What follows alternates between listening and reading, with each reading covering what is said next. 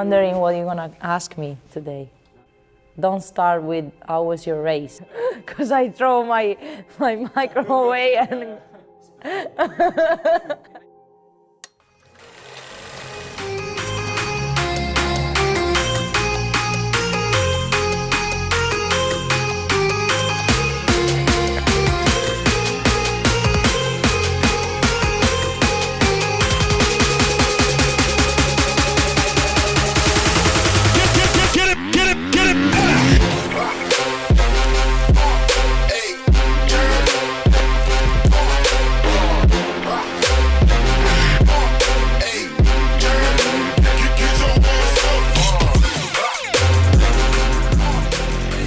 I started riding a bike because my brother Luca is 6 years older than me. He was already racing a bike. I just grew up into his life, you know.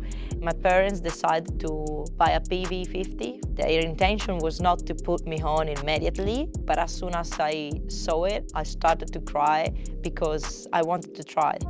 From that day, I started immediately without training wheels. During the weekend, we were going racing with my brother. I was just riding around the paddock the whole day and coming back to the camper only when I had an empty fuel tank. When I was 15, at my very first year in the World Championship, I got the chance to race for Yamaha in a satellite team. Picking her lines nice and easily. Chiara Fontanesi. My dad at the beginning, he was not very sure because he didn't want to put me in the hands of somebody else, and he also was not sure if he wanted me to ride the World Championship. I said we have to take this opportunity, and luckily we did. That year I won my very first moto with a 125 in Europe, and since then we saw that I had the possibility to, one day fight for the World Championship.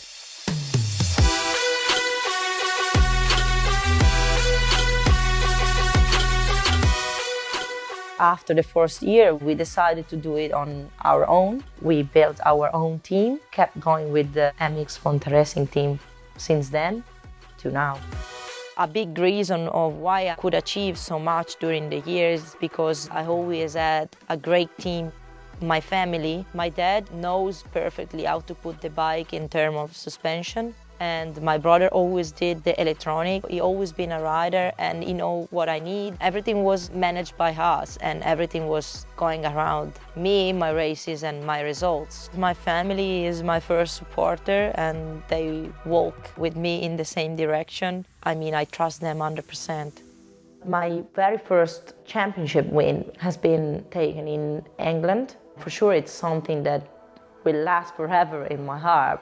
Already one was already something great, and to win 4 in a row was incredible.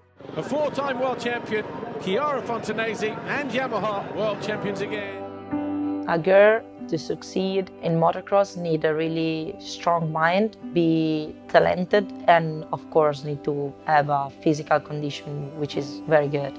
I think my strength point as a racer is my head. I'm mentally really strong.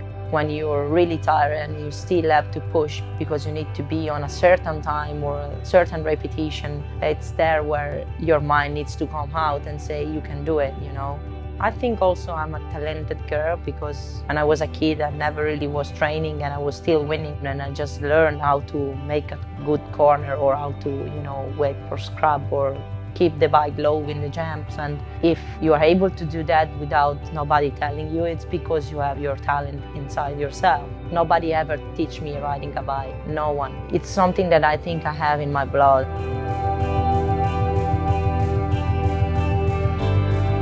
The reason why I came back after the 6th time I won, it's because I only had one dream left, which was to win a title being a mom. For sure, I want to prove myself that even after a pregnancy, I can still be the fastest and still be at the top and fighting for the World Championship. So as soon as I could, 1 month after I gave birth, I was back on the bike. Only 12 points separate the top 4 riders, Duncan Papameyer, Fontanesi and Van der Ven. And I was still fast, I needed time to be back at my level, but it means that I was ready to participate and I was training almost every day. I was lining up behind the gate in Matterley Basin 2020, only 3 months after I gave birth. And that for me was already a big achievement because my mind always wanted to be back, but you never know until you get there. Third overall this weekend, the KTM of Chiara Fontanesi. And when I could finish on the podium already at the first round, it was just really amazing for me and something that I was just like speechless. The season this year is going very well. I've been very consistent apart the first round where I had a bad luck and I lost a lot of points, but for the rest I've been on the podium every round. I won 3 of 4 motos in Turkey, which was very good. 4 motos, very intense. The all 4 finished almost the same, you know, apart the first one. I think that has been one of the greatest battles I've had. That was a proof to myself and to my family that if I say something, I can reach it. We don't prepare strategies before the season, especially in these couple of years, you know, with the COVID situation. You never know when you're gonna race, if the race is going to stay there, so difficult to make plans. What I do, and it's what I always did, it's to focus each motos in what I have to do. So step by step, not thinking on the final result, not thinking on I have to do that instead of that. Just keep moving forward, forward and faster, faster, stronger, stronger. Just keep flying further, further and wiser, wiser, higher, higher. Take the limits up. The way you train has changed. Before it was more about riding and racing. Now I wouldn't be so good if I would just ride a bike and not training physically. There's no specific area where you train, it's just about whole body because on the bike you move everything, like really everything. So it's important to be fit enough to try to avoid the injuries. When I started, which is not ages and ages ago, but the bike has changed a lot and we have ECU, traction control, things like that, that you can work so much on that. And when I started, I didn't have all that. So everything is developing year by year. So then you need to be always at the same level. Inside myself, I always want to be the best in everything I do. And I give everything I have. If you want to become a world champion, you need to work hard. I wish that I could have had the possibility to have somebody like me back in the days telling me how I should train, what I should do. That's why we decided to give the opportunity to the others, exactly what I didn't have when I was younger. This is basically why we opened the KFA. Everything that I do, how I became a champion, how I kept being a champion, how I could take a year off, have a baby, come back, work hard and be back at the top has something to do with the academy because our academy is based on our experience. This is what we want to give to the young people that comes to train, to be able to teach them that you need to want it in your mind, you need to work hard, be consistent. And what I did, coming back, you are more trusted if you have a story to tell and to prove than if you have never did something in your life. I think this is really a big part of our trust in the academy. My parents, they thought that I would stop one day because I'm a girl and they said, okay, she will be interested in something else, but in the end now, I'm still here racing and basically all the families involved in the team, probably something that nobody would have ever thought. I feel like, wow, I'm 27, I won 6 times the World Championship. I had a baby and I'm still there at the top of the world. It means that I'm still able to do what I'm doing. Becoming a mom doesn't mean that you need to sit home and stop living.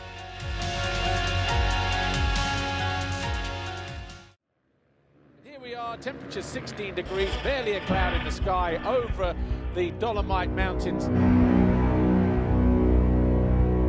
Most picturesque racetrack that we have in Europe, possibly.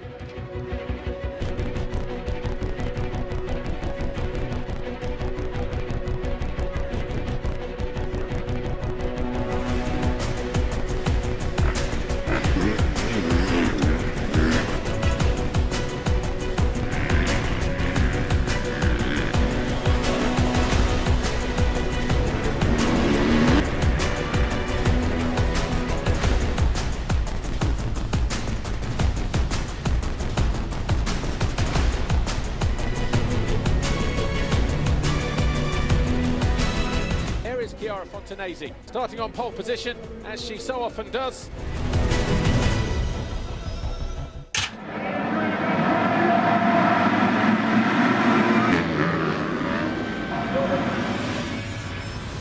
Fontanesi, upside down on the top of the hill. Has that pretty much decided the championship?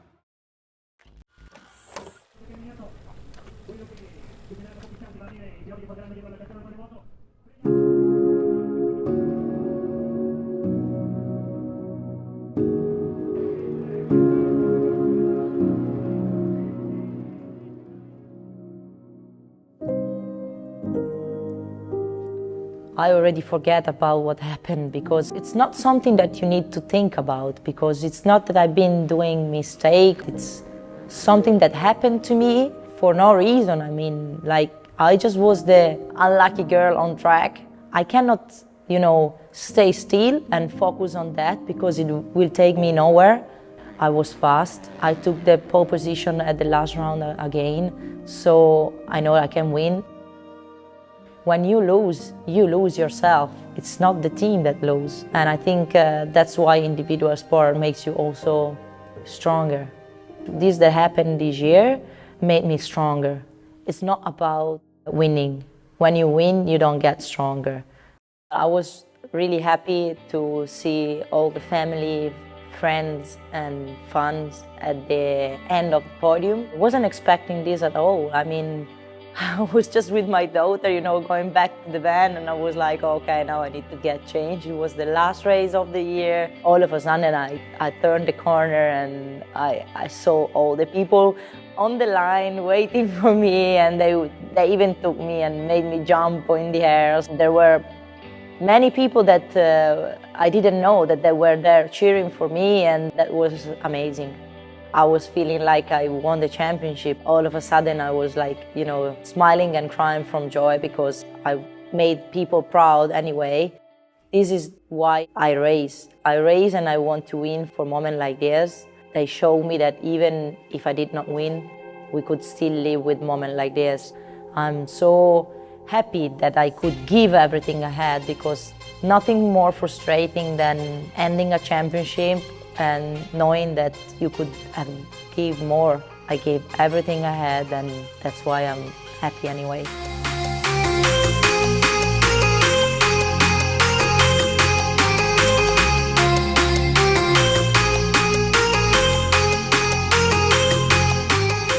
What happened this year was out of my control. It was not my year. What happened just made me stronger. But I will train and fight again, and I will be back.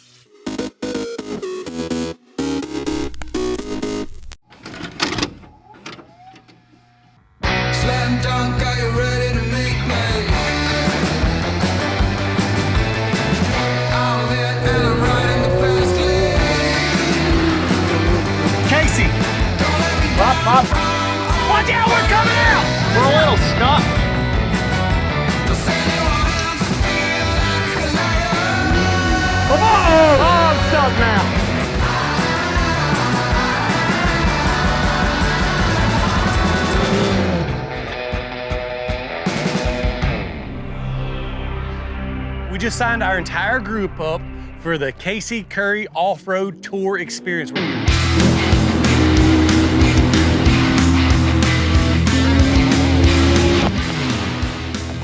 gonna have fun. We're doing the river run. It's a beautiful trail. We got waterfalls. The water's a little low, but we're gonna have a lot of fun. We're going to find the deep spots of the water, though. 100%.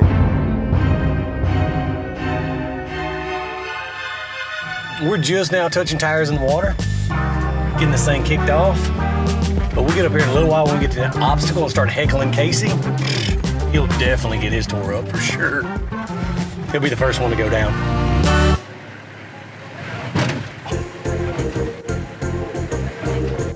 A bind is what Casey Curry got me in. I got no tires on the ground at this point. We got winching? We got winching. 5 minutes in, I buried it in a rock. Dustin smashed up against a rock. Watch out, we're coming out! Watch out, we're coming out! Yeah, boy. The trail's gonna be easier today. And turns out we're having a tough time. We're not even a quarter mile in. A few moments later. When you guys come up here, the Jeep is filling up with water. I'll buy you new shoes. I don't freaking care about your shoes. It's filling this $80,000 Jeep up with water. I figured my friends would tell me when something's this deep.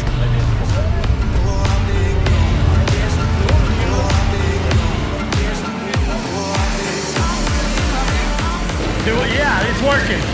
It's working now. Then when he went to back up. It is the first day. Hey, was it like last year when he told him, oh yeah, the maze, that's real super good. Really fun. Wait a minute. It's a good fun trail. Hubert flipped to the bottom. I flipped at the top, and he just like standing at the top, like, yo, we're riding or what are we doing? 90% of it was just luck. You know, just bop off like that work. Yeah, I get my pop on. Yeah, I get my bop on. If she needs some good, tell her she can hop on. She know I'm the top dog. I know she a hot one. Balenci's on her feet, and you know I got the socks on. She said hot sauce. She ain't when I'm not lost. Know we gon' pop on. Oh man. Yeah, I mean, why wouldn't I try it?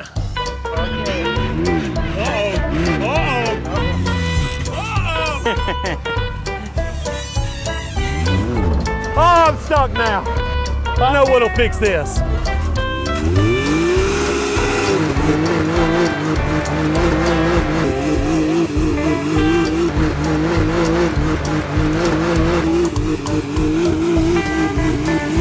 That'll fix it. Am I stuck?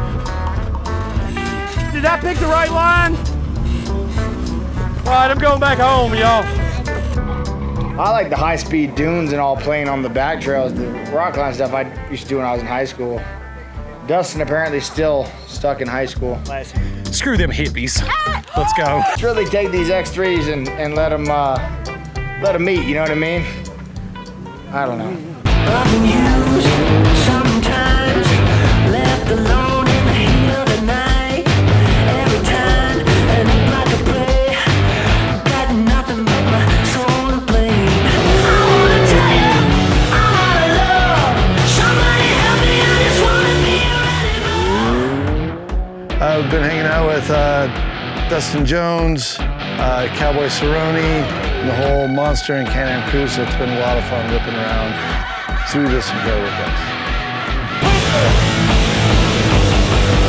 Uh-oh, something may be broken. The tacos! Somebody help me, I just wanna be ready. Screw them hippies. That M2, Joey, that was M2! That was M2!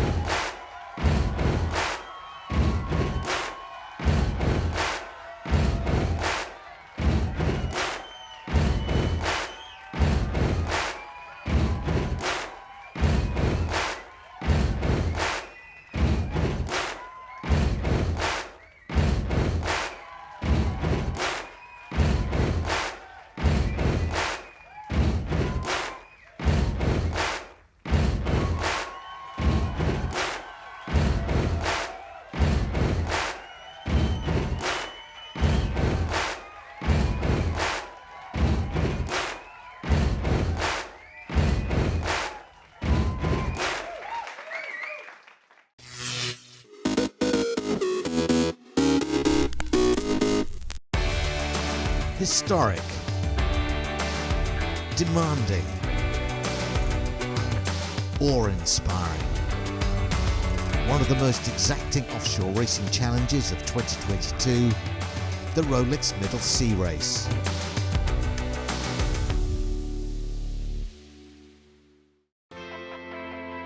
With the light wind forecast, the 118 competing crews knew that this year's edition would demand patience, tactical precision and faultless execution. At the front of the monohull fleet, the Maxes, and from the start an intriguing duel ensued between Leopard 3 and Bullet, both vying to be the first home. Bullet led along most of the north coast of Sicily before Leopard 3 retook and held the lead all the way to the finish line. She arrived back in Malta to claim monohull line honours, completing the 606 nautical mile course a little over 10 hours after the winning multi-hull, the Mod 70 Manor, herself triumphant following a close nighttime finish. Behind, the remainder of the fleet was still in the hunt for overall race victory, awarded to the fastest boat on corrected time. The failing breeze now favouring those already further advanced down the racecourse, including Eric de Turckheim's teasing machine. The French yacht crossed the finish line in the early hours of Wednesday morning to post an unbeatable time and become the overall winner of the 2022 Rolex Middle Sea Race. Reward for years of persistence for the owner and crew. Well, it's a huge emotion for me and for my team to win the Rolex Middle Sea Race. It's such a great race. A rewarding conclusion to this memorable edition of the Rolex Middle Sea Race.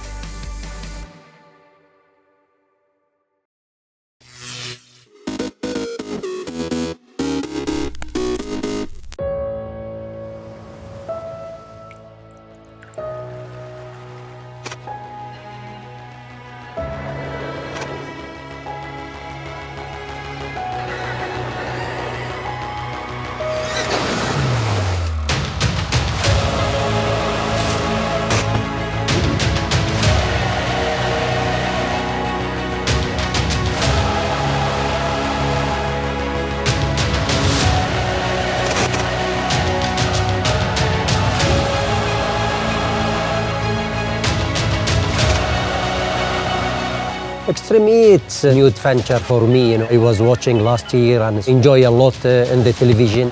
Also is a good impact of a planet. The last season is behind us and we learned a lot. With all this experience we go now to the next level and we really will try to win the next season. We have a completely new design. It's now a real Cupra. It looks very sportive, powerful, but also super beautiful. And we even call it the beauty because we think we have the most beautiful car in the championship. It's nice to be part of the App Cupra team, to have also the sharing of the steering wheel, between me and Yuta. And I think this will be a good challenge, and also we are looking to win this championship.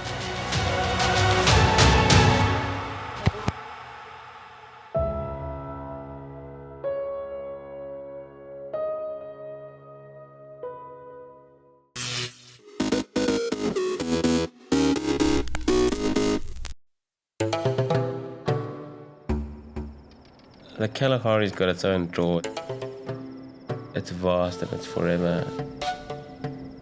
You've just got to get into those sand dunes on your own, and there you're going to find a lot of solitude. It can seem like a place of massive emptiness, but you suddenly find 5, 6 different animal tracks right there. There's this huge amount of life, and when I'm on a filming project, I really like to try and live like the animals do so that I can experience the hardships that they're going through. I want to see wildlife in a totally different context. And that's really, I suppose, what draws me to the Kalahari. It's the vastness and the openness. I really enjoy being able to see these massive distances. Those are great images and things that stick with you.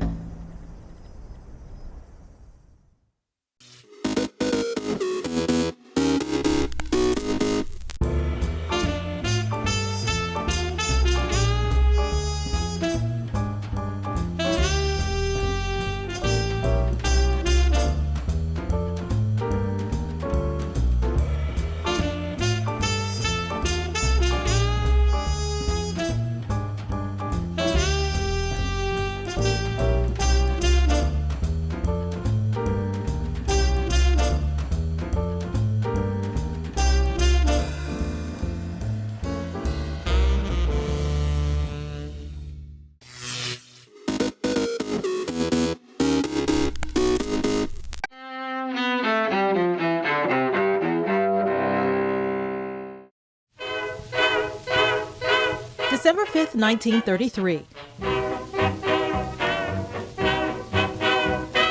Prohibition ends in the United States after more than a dozen years as Utah ratifies the 21st Amendment to the Constitution. That measure repeals the 18th Amendment, which had banned the manufacture, sale, or transportation of alcoholic beverages. 1791.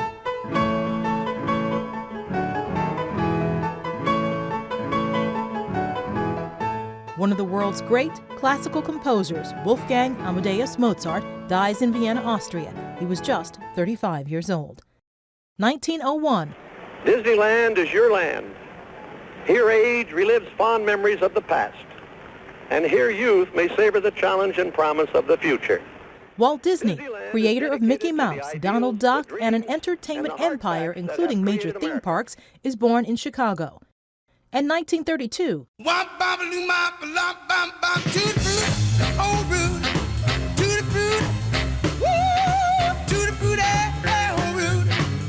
Little Richard, one of the early stars and shapers of rock and roll, is born Richard Wayne Penniman in Macon, Georgia. Today in history, December 5th, Carlotta Bradley, The Associated Press.